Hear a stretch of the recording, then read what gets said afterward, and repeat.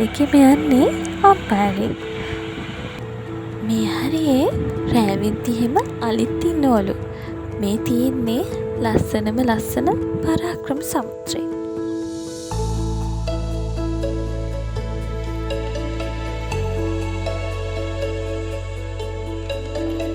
අපි අම්පාරේ ගියේ අක්කල බලන්නත් එක්ක.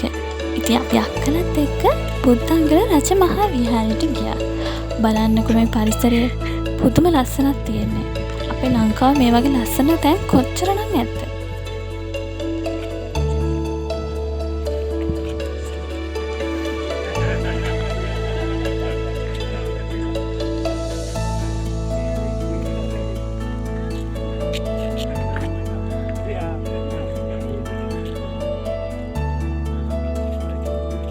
මේ තියෙන්නේ සමාධි බුද්ධ ප්‍රතිමා වහන්සේ නමක්.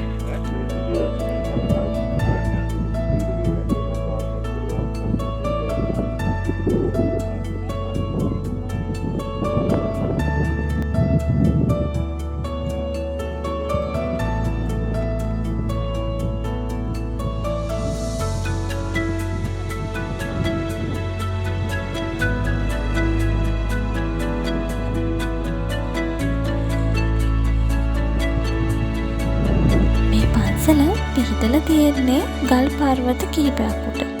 ඉතින් ඒ පර්වතෙන් පර්වතයට යන්න මේ වගේ පාලම් ඉදි කරලා තියෙනවා. අපේ යුහස් නම් චුට්ටක් බයයි මේ වගේ තැන් වලින් යන්න. ඒකයි දෙපැත්තෙන් අල්ලගෙන යන්නේ. යුහස් මේ වෙත බලන්න. මේ බුද්ධංගල විහාරය ඉදි කරලා තියෙන්නේ දීඝගාමී රජු විසින්. ඉන්පසු රජවරු කිහිප දෙනෙක් ඉඳලා තියෙනවා.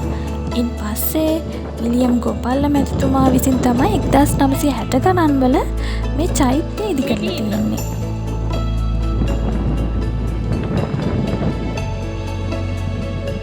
සැලේ දන්සලක් තියලා අපිට බීමත් හම්බුණා. ඊට පස්සේ අපි ගියේ ධාතු මන්දිරයට. මේ ධාතු මන්දිරේ තියෙන්නේ බුදුරජාණන් වහන්සේගේ අගසව් තෙනම සරියුත් මුගලන් රහතන් වහන්සේලාගේ ධාතු.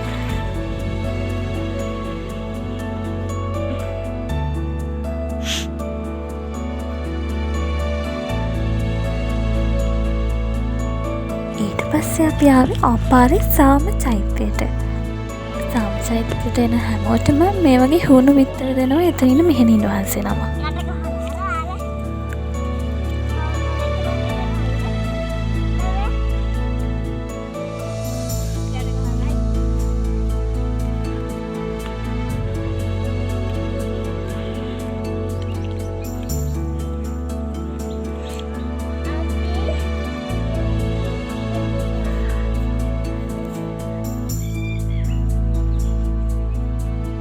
අපි කෝවිලකට ගියා.